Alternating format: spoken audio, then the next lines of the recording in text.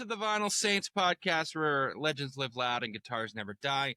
I'm JC3, and today we're diving into the ultimate heavyweight battle, the Thunder Gods versus the Doom Bringers, Led Zeppelin versus Black Sabbath. Who really gave birth to heavy metal? Are you looking for an answer? As you're not right now. Hold on, before we get into this. This is Big Joe. Big Joe is in the booth. I'm in my room. We're testing out this little theory right here. So Big Joe is going to be our classic rock wizard, if you will. And look at all the vinyl records behind him. You know, that's all his babies. He probably loves those more than he loves us, his children. But like this. I love the dust more than I love you people. All right, so picture this. It's the late 1960s. The hippie movement is grooving. Hendrix is setting guitars on fire. But beneath the tie-dye and flower power, something darker is brewing. Rock is evolving, louder, heavier, more primal. Two bands emerge from England's industrial underbelly, unwielding mythology and blues riffs. The other crawling from the grave with foreboding power chords. So, Dad, give me a little taste from what you remember. You know, in the late '60s, early '70s. You're young. He's fixing get prepared his for this. crooked hat. All right. So, what do you want to know? So, give me your remembrance of both Black Sabbath and Zeppelin as they came up. This is from just your perspective. Well, Black Sabbath is always going to get a credit for the doom and gloom metal, and somehow it might be right. Zeppelin was more of a blues band. Zeppelin came out of a bunch of other bands, and they took a lot from the John Mayalls of the world and stuff like that, putting the band together. So as far as remembering, I mean, I was 8 years old. Christ, I was still into the Archies, for crying out loud. However, learning as he did as the time goes on, Zeppelin Sabbath was actually a jazz band before they became a heavy metal band. And then, of course, I believe the name was Earth. I'm not sure. And then, Tony Iommi got that injury, and then he had to tune down the guitar, and it was doom and gloom from there. And then you had the lyrics. So it's like, I don't know. I don't know. I'm always going to be partial to Zeppelin because Zeppelin was more intricate. Zeppelin had more, had better writing, I believe. But they also stole a lot too, Led Zeppelin. All right. Where Sabbath actually... The chords, Sabbath put some seriously crazy chords together. What band first made you realize that rock could sound dangerous? Neither one. I'm not into that rock is dangerous. To me, rock is an act. Rock is a show. It's something that you get lost in for a little while and then you come back to reality. I never believed that. I never had I'll be honest with you. The only time I got frightened listening to music was when I first saw the album cover for Guns N' Roses. I'm like, what the fuck is this? I've never seen anything like that. Dangerous, dirty, loud. But, you went on to whatever. I personally believe that rock shouldn't be looked at as dangerous. Rock should be looked at as entertainment. Rock should be looked at as something that can move you a little bit. If you get the right writers, if you get the right acts and you click with them, like I clicked with Deep Purple.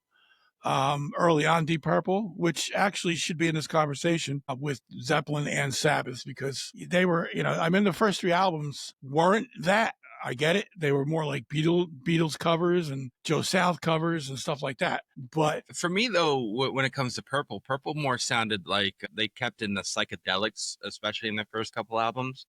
The first three albums, yeah. That's what it sounded more to me like. To where with Zeppelin and Black Sabbath, they were more of that, that darker heavy metal, the change in the guard, if you will. Well, again, good. No, but that's what I'm saying. Like, if you really do listen to those albums and compare the three, like Hush is, you could say Hush is a, rock heavy metal hit if you want to do that, but it sounds more psychedelic with the organs and the, all the type of the way the music was played.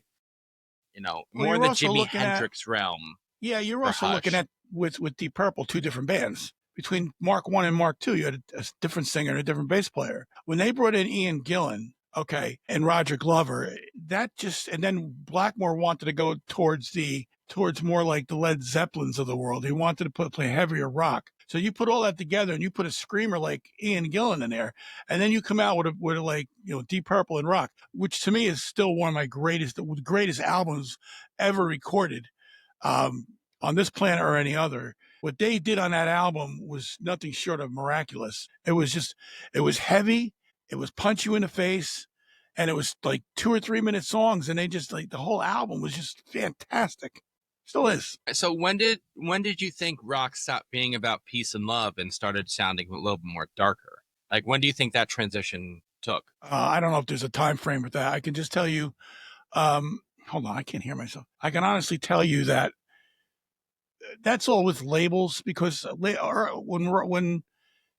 you had Zeppelin and you had Purple and then you had all of those bands coming out of England later on, Priest, they went on with it. They didn't. They didn't switch off to Peace, Love, and Harmony. Peace, Love, and Harmony came out of the '60s groove. It came out of basically stuff the Mamas and the Papas were doing, stuff that stuff that was written by the guys who I can't think of his name now, Bobby Ross and somebody else. They were writing Flower Power generation music, and then you had the Peace and Love movement in San Francisco. So that all actually that was a completely different genre than Zeppelin and them, and they never really mixed the two together. However, you did get some good players coming out of that. The Beach Boys came out of that. Yeah, yeah. Do you think the rise of heavy rock, with bands like Zeppelin and Purple and and fucking Black Sabbath in this case, do you think that was a response to the end of the '60s dream about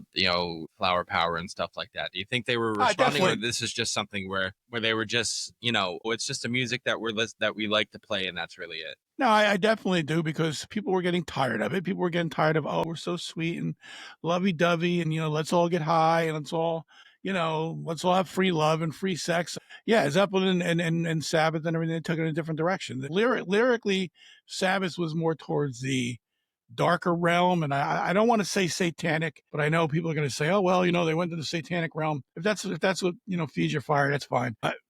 That was definitely like, I'm done with this shit. I want more heavier stuff. All right.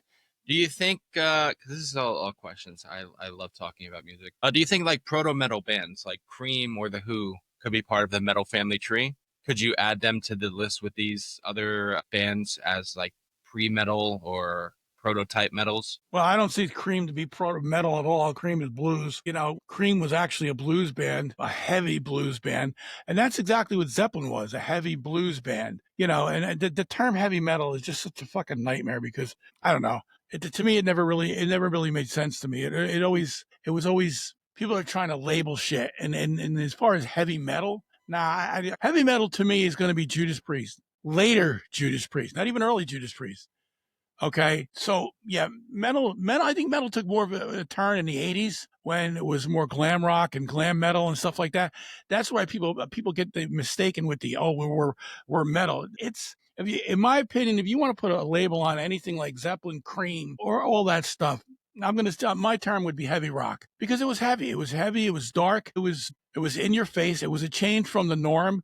The norm being, the Mamas and the Papas and stuff like that. Now I'm not picking on the Mamas and the Papas because I am a huge Mama and Papa fan. John Phillips to me is one of the most brilliant arrangers in history of music. So, but that ran its course. That stuff ran its course into the 80s and into the 70s, and then actually transferred from the flower power stuff to the 70s soft rock. Now you call it, what do you call it, Joe? You call it now yacht rock. Okay. So that stuff became yacht rock stuff. So, and why am I alone here? I'm all alone again. Get it.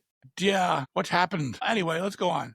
The flower power movement, in the 60s was nice. It was great. Come up with some great music. But then you transitioned from those bands, went into the soft, like the Grassroots, transitioned from 65, whatever. So I think he's back. I'm not sure. Okay, Are you back? I'm back. Yeah, I'm nobody's back. For some reason. reason. I'm still winging this alone. Hello? Well, I don't know what the next question's going to be. Hello? Why is there no internet? I don't know if you can hear me or not, but you're not connecting, Joe. Hello? Almost. Now you're back. Fuzzy, Hello? but you're back. Yeah, hello? What the hell's wrong with the internet? It's very hot out there. You might have a blackout. I'm on. Hello? Yeah, hi. Okay. Are you back? I think I am. We'll just continue this then. Okay. All right. So I winged it for like a minute and a half. That's fine. We're going to get to the next segment here, and we're going to start with the one band, Led Zeppelin. We'll start with them. His little history on Led Zeppelin. Formed in 1968, Zeppelin drops their debut like a sledgehammer. Blues roots, sure, but turned up, distorted, and delivered with pagan swagger. Whole Lotta Love is practically caveman seduction. Dazed and Confused sounds like it crawled out of an acid trip ritual. Jimmy Page builds sonic temples. Adam's drums, earthquakes in 4/4. It wasn't a genre yet, but Zeppelin was building its castle. But here's the thing. Zeppelin didn't call themselves metal. Critics did. And even then, reluctantly. So let's get into some of those questions. All right. So does Led Zeppelin feel like metal to you, or is it just heavy blues rock? Heavy rock to me. It's not heavy metal at all. So heavy blues rock. Again, I'm going to go back to what I said before. I don't know what heavy metal is. Heavy metal's got you got so many different descriptions of heavy metal. Black metal, death metal, this metal, no metal, new metal. Yeah, new metal. Heavy metal to me is just like a term that people use when they want to incorporate anything that's got a distorted guitar in it. That's just my opinion. All right. Is Dazed and Confused heavier than anything Sabbath ever did? That's a question. Well, it's going to be a matter of opinion. So if you're asking me for my opinion, no. I'm going to say that, on the first 3 Sabbath albums, you could find stuff that could equal that. I mean, the song Black Sabbath is kind of like almost the same type of song. Okay. Dazed and Confused, it's very, very heavy, but it's also, it's not as melodic as some of the Sabbath stuff, which is really saying something stupid. I know, but no, I don't think to answer your original question, no, I don't think it is. So Dazed and Confused, it's not heavier than anything Sabbath ever did for you? I don't think so. I mean, it's arguable. People are going to argue. Yes. Well, I mean, again, when I look at the two for Sabbath, I do think dark, grungy, and shit like that. I don't think of Zeppelin as dark and grungy. I don't think as Dazed and Confused as dark and grungy.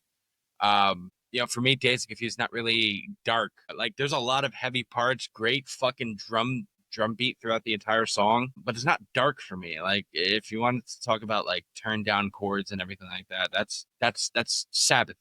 Sabbath is dark, and that's all because Tony Iommi, and we'll get into that.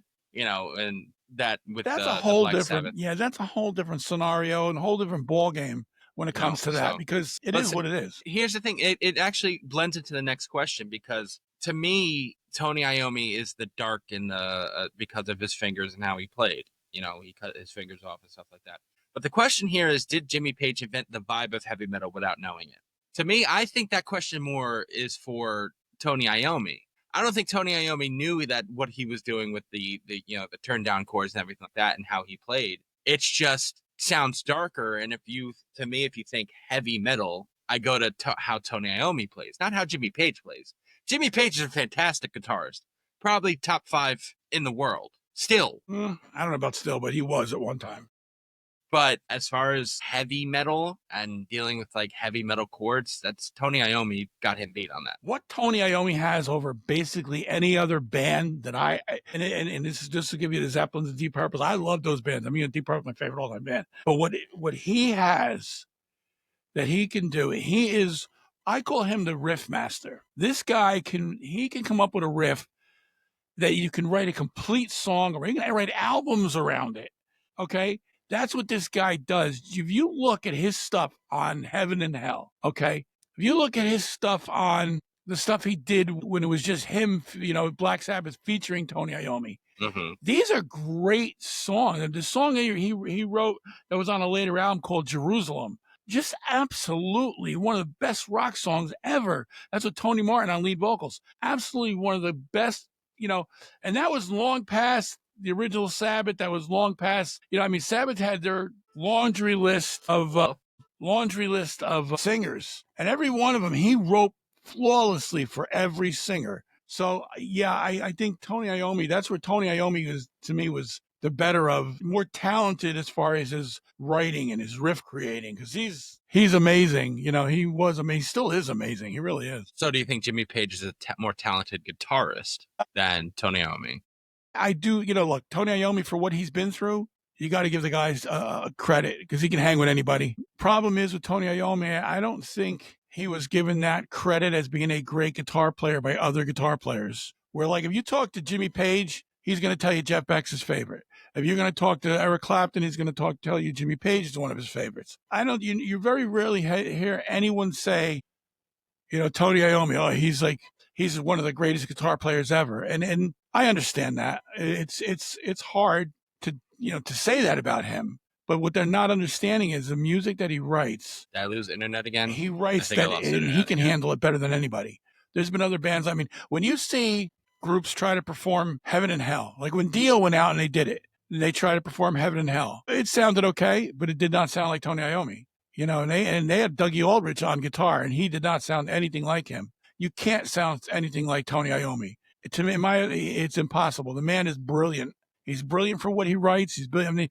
I mean, if you want to switch him off, put him in Zeppelin, it'll be a disaster. It would be a complete disaster. You can't do that.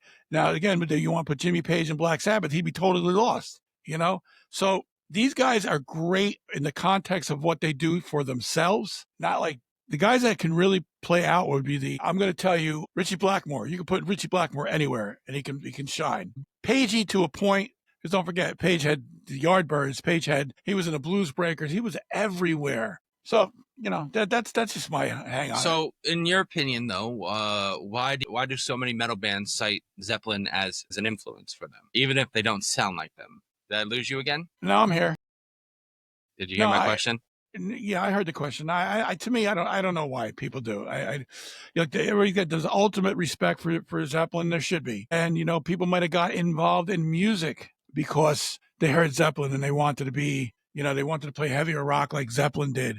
They wanted to be Jimmy Page. They wanted to be. Don't forget the imagery with Jimmy Page and Robert Plant was just amazing. I mean, for what they were at the time. If you go back and you look at early videos of what they did, they were so. I mean, they killed you with that heavy rock and the sex and the sexual appeal of these guys. They're just like amazing, and it's like it was a complete show. And to me, in my opinion, that might be the total package what the people were trying to emulate. Who knows? All right, we're going to get into this Black Sabbath now. We're going to get into the next segment, which is Black Sabbath, the Iron Men. Here comes 1970. 4 working class lads from Birmingham drop Black Sabbath. The first song on the first album is literally called Black Sabbath, and it's terrifying. Thunder, bells, a tritone riff from the depths. Tony Iommi's riffs are molten steel. Ozzy sounds like a ghost with unfinished business. No blues boogie here, just dread. Where Zeppelin enchanted, Sabbath haunted. So, Dad, let's get into the questions. So, was Black Sabbath the first band to truly sound like metal? And again, I know you don't like that term metal, but who was the first band, in your opinion, to sound like metal? Well, you had the MC5. You had other bands out there. Well, the MC5 came a little later. But you had, what the hell was the name of it? Oh, my God, I can't think of the name of the band. He's having a brain fart, people. Yeah, I'm having a brain fart. Well, you got me out of bed to do this. I'm exhausted. Well, again, people cite the song Born to be Wild as the start of heavy metal. Well, it's because the lyrics are in there. That's the first time that heavy metal ever was used in a song. Heavy metal highway, so I don't know. Again, as far as the 60s bands, I don't know, or that second, would it be, would you count them as a second British wave? These bands, you had the Beatles and all the poppy type 60s bands as the first British wave. Well, the first British wave was Mercy Beat music. So that was, Dave Clark 5, Dave Clark 5, the Mindbenders, these guys, and I love Mercy Beat music. I just love it. And what it did was it spawned a lot of people in the United States to try to emulate that. Now, and having said that, you had literal copycat bands in the United States. And I'll give you one most notably. You had one right here in Bergenfield, New Jersey. They were called the Knickerbockers. If somebody who doesn't understand music or doesn't listen to music and just listens to the Beatles, you're going to put on Lies. You're going to go, oh, it's the Beatles, because it sounds like the Beatles. Or Badfinger. Badfinger literally sounds like the Beatles, and there's a reason for that. Same producer, same studios. Very first band to be on Apple Records other than the Beatles. So a lot of these bands all were interchangeable, and the music they made came out all out of the early stuff. Do you think that you want to say they're second wave? You could say that. But what I would say, instead of being called the second wave, they were the first wave of heavier rock. They were the first wave to turn their back on that early stuff and say, I don't want to sound like, DJ Kramer and the Dakotas. I don't want to sound like, the Mindbenders. I don't want to sound like the Beatles. I want to sound like something completely different. But I still want to make sure that I keep that vibe, that Beatles vibe somewhere in that music, where if you listen really good for some Sabbath stuff, people are out there now going, you're out of your mind. And I might be, who knows? I think you can find the Beatles in just about any music right now out there. That's my opinion. All right, so how important do you think Tony Iommi's guitar style was to the genre of heavy metal? I think it was absolutely one of the most important things to happen to heavier music because it gave it a different direction. At that point, it wasn't heavy blues. Then you could say that was just heavy riff rock, Hmm. heavy metal. Call it what you want. They weren't a blues band. Zeppelin was a blues band, and they always will be a blues band. And Zeppelin can turn it up when you can go from Zeppelin 1 and then put on Zeppelin 3 and then hear that Zeppelin 3 was such an album that nobody saw coming. Nobody saw coming because you had all that heavy stuff early on and heavy blues stuff. And then you had Zeppelin 3 with its laid back, let's get a picnic basket and go sit in the park and have some sandwiches. That was so they took it in a complete different way on just about every album. But as far as Tony Iommi's guitar contributions to metal or to heavy rock in general, it would not be what it is today without Tony Iommi. All right. See, this wasn't a question for Zeppelin because I don't think they have a type of theme like Sabbath does. But the question is, could Sabbath have succeeded without the occult horror vibes? You can't apply that question to Zeppelin because Zeppelin doesn't have like that type of theme. So, do you think Sabbath could have been better, big without their horror type of cult? It definitely lent to it. That's for sure. It lent to the Tony Iommi heavy tuned down guitar. Could they have been as big? I don't know. I don't know. And I'll tell you, another band comes to mind, Pentagram. They're just getting started again. They're very, very heavy metal. They're very, very, and they started back in the 60s. It's that crazy guy you see on YouTube all the time, with the old man with the long hair. That's Bobby something from Pentagram. Their music wasn't really that good. So they had all the satanic imagery in the world, and it wasn't that good. Your music sucks. You could say that. They do have their fans. Would Sabbath have been as big? I want to say yes, because I have faith in them, but they definitely could have done the first album. That first album would have been, I mean, if you were going to put flowers on that album, nobody would have bought it. All right. Does Sabbath's raw, sludgy tone make it more metal than Zeppelin's clean production? Yeah, without a doubt. Without a doubt. Simple answer. Yeah, I like that. All right. So here's what makes metal metal. Ready? So let's break it down. Heavy metal is defined by a few things. Ready? Distorted, chugging riffs, dark and mythic lyrical themes, loud, aggressive energy, and a vibe of rebellion or doom. So who checks more boxes, Zeppelin or Sabbath? I'm going to say Sabbath. Mm-hmm. Sabbath is darker. Sabbath has... Well, you have Zeppelin here. You have Zeppelin, who has mythic, bluesy, sexy rock, and then Sabbath, who has horror, slow, and heavy. See what here's how I'm going to decipher the two. You had Sabbath that used that satanic imagery and that heavy shit. They did all that. They got accused of many things. Ozzy was biting the head off a bat. They're a bunch of devil worshippers. I think Ozzy did dabble in the occult, maybe. Jimmy Page full out fucking breathed it and lived it. So, but he didn't take the darkness from it. He didn't take the gloom and the doom and all that other bullshit. Sabbath took it to another fucking level where Page just went out and, he played his music. It was dark. Yes, some of it was dark, but not what it could be. When you live in the Boleskine house, and for people who don't know, that Boleskine house is right by the Loch Ness and in Scotland. And that's where Aleister Crowley, the avowed Satanist, lived. When you live in that house and... Side note, we do have a whole episode on Aleister Crowley on Is This Real? Please go listen. It was about 4 or 5 seasons ago. Just saying. Shameless plug. Very shameless. I don't care. Well, so one gets accused of doing it, but really not that much. The other guys are doing it and go, don't look over here. You know what I mean? It's weird. All right. So here's a question for you. What's more important for metal, speed or heaviness? I know there's two different genres there because, you do have a thing called now speed metal. There is a thing. But which one to you is more important? Is it speed or is it heaviness? Heaviness. And the reason I say that, you can get, if you have a good song that's really written well, you don't need the speed. I'll give you Kiss, for example. Kiss didn't have a lot of that kind of shit, lead guitars. Until Bruce Kulick. Not even that. Bruce Kulick came out. He was definitely a little bit more into the lead guitar stuff, but nothing overwhelming. And in every genre of Kiss, the lead guitar actually complemented the song. It didn't go off on its own like an Yngwie Malmsteen will go off for 30 minutes and play shit that, he'll play the pentatonic scales for 2 hours and then come back to the song and you're like, what the fuck? What? I don't need that. Play me, give me, Richie Blackmore, brilliant for that. Richie Blackmore can play you a lead and it sounds like somebody's that just picked up the guitar yesterday. No speed, but yet the notes are right on top of each other. The notes know what they're doing. Everything is played correctly. Everything is played for a reason. You could do that. You don't need the speed of a heavy metal. Sure, it's once in a while you like to see him go off. You like to see him shred. But to me, shredding is more of a guy posturing.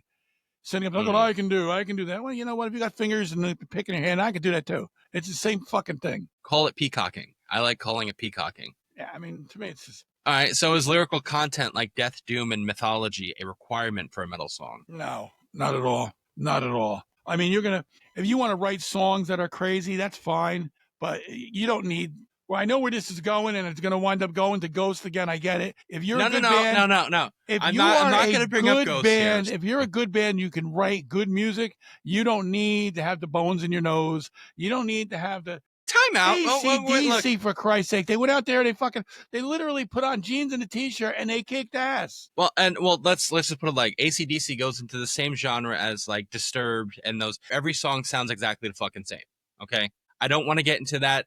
All right. And it all goes into the song, the singer's voice. All right. David Draymond sounds exactly the same. Nickelback, every song sounds exactly the same. Well, they got more than one song, Nickelback? Yeah, AC/DC, every song sounds exactly the same. Untrue. For both of their singers, okay? Bullshit. For both of their singers, all right? Get out of here. You know what? I tell you what. I'll change that for you. Listen to AC/DC Live Killers, and then you come back and you tell me if everything sounds the same. You're full of shit. No. You want to talk about songs that all sound the same? Song. Here, I'm going to go off. This is going to be heresy in the rock community. I get it, but I'm going to say it. And you want to talk about songs that all sound the same with a fucking third grade guitar player? All right?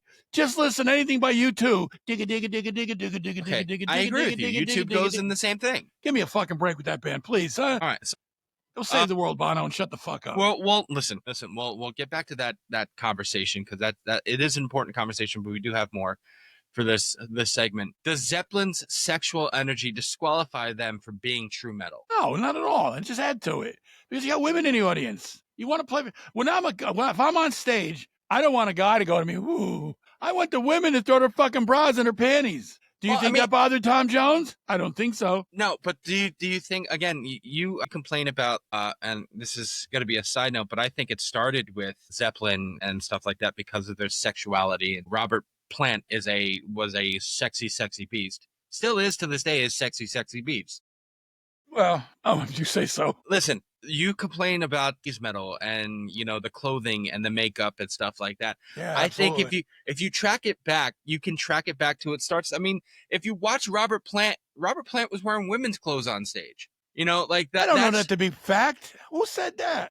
Was wearing women's clothes. Those pants and those shirts extremely tight. He said in a couple interviews that he wore women's clothes because they fit and they fit tightly, so it showed his balls and his cock all up on the screen. Well, he was showing his balls and his cock to the who, not the guys. No, I know that, but to women. So if you're gonna complain about the makeup and the hair and all that stuff, wearing the outfits, honestly, they could track. It starts with that. It takes one little idea and they expand it to where 80s hair metal becomes a thing. Just say.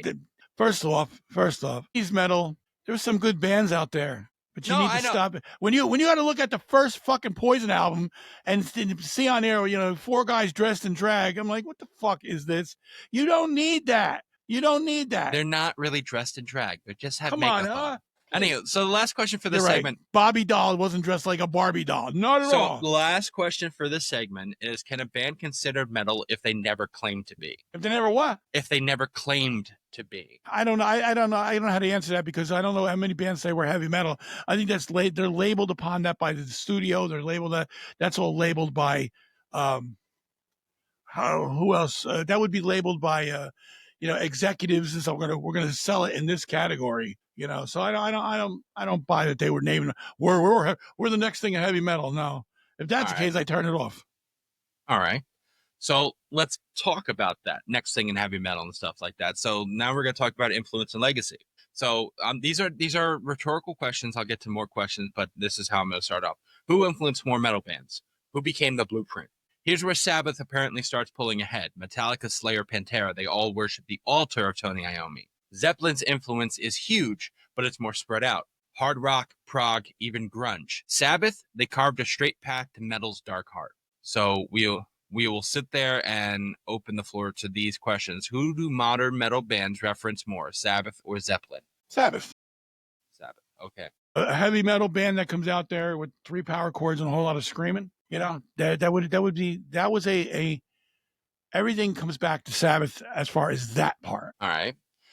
Would metal even exist without Sabbath, or would it just sound different? It would be. You wouldn't have had hair metal bands in the 80s. And that's saying something because, the ultimate hair metal band from the 80s would have been Bon Jovi. And Bon Jovi sounds nothing like... had nothing like said, no. Look, I like John like everybody else. But the point I'm sorry to say... No, that's John, not... No one had long hair like that until fucking Bon Jovi. That's not true. That's not true. Okay, who is that? Who came out earlier than Bon Jovi? You want to talk about a band that was pre-hair metal, but still classified as hair metal, that was in between that hair metal and early 70s metal, which you could sit there and were influenced by the dark macabre of Black Sabbath, would be Motley Crue. Motley Crue had the dark imagery like Sabbath, but at the same time were kind of the metal. No, I don't think Motley Crue's hair metal at all. I think Motley Crue is heavier rock with a lost influence. They were not sure where they wanted to go. If you look at the very first Motley Crue album, what is it? Hostage to the Devil, I think it's called, or something. I forgot the name of it. Okay, that was as bad as the first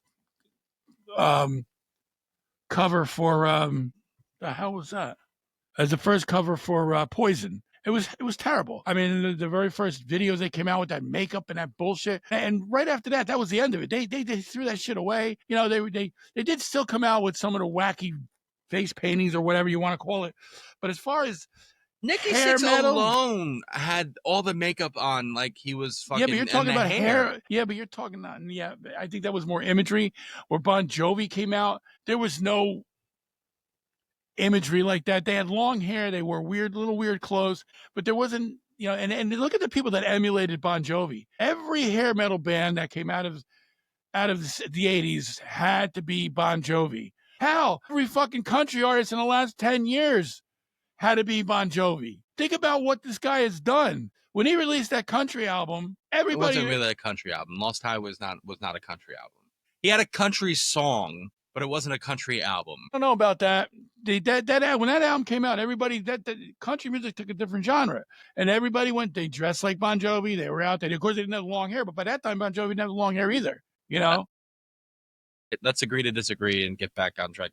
So, is it better to inspire a genre or define it? Ooh, that's a good question. Yeah, I don't know. That's a good question. It's 6-1. If you define a generation, or if you define something, that means you were the best at it, and everything will come back to you. But inspire it. If you were going to inspire something, that means you had something that everybody wanted to do, everybody wanted to be like. Not necessarily the best. Not necessarily the best, but it's something that everybody wanted to emulate. So I think that would be more important. Okay. So this is to our listeners or listener whenever this gets out there. So this is going to be towards the end of this episode now. So who's more responsible for metal, Zeppelin's riffs or Sabbath's mood? What's heavier, or what's the heaviest Zeppelin song ever? And what's the most metal Sabbath track? And does it still hold up today? If you could only save one band's discography, who are you keeping? So, Dad, I'm going to start with you with these questions. So, ready? Here's the first question. Who's more responsible for metal, Zeppelin's riffs or Sabbath's mood? Again, if you're talking about prototypical heavy metal, I'm going to always have to say Sabbath. Again, please, audience, respond to that in the comments. Here's another question. What's the heaviest Zeppelin song ever? The heaviest Zeppelin song? A Whole Lot of Love. Really? Yeah, A Whole Lot of Love. Over Dazed and Confused? Yeah. Whole Lot of Love was early. Whole Lot of Love was on the album it came off of. It was like the whole fucking album just followed it, So I think Whole Lot of Love is always, to me, is going to be. But then again, Zeppelin had so many heavy songs. But the heaviest song to me, the one that'll always stand out to me, will be "Whole Lotta Love." That riff is just amazing.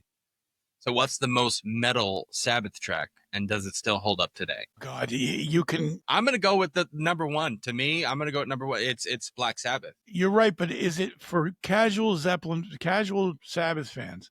Somebody who's really not into it. If you ask them, and there's a lot of them. Are you going to just stick this with Sabbath altogether, or are you could look? You could the entire discography. We're talking. Let's stick with Ozzy, not Dio. Dio's a different conversation. Well, if you want Ozzy with just stuff like that, I would have to bring in Johnny. So here's the three. If you had to save one song, and we'll talk about discography in the next question, but if you had to save one song from Sabbath, ready? War Pigs, Black Sabbath, or Iron Man? Which one are you saving? I'm going to say Iron Man, because even though I fucking if I ever hear it again, it'll be too early. It's just so overplayed. I'm saving War Pigs. War Pigs. Yeah, War Pigs. There's no bad choice. There really isn't.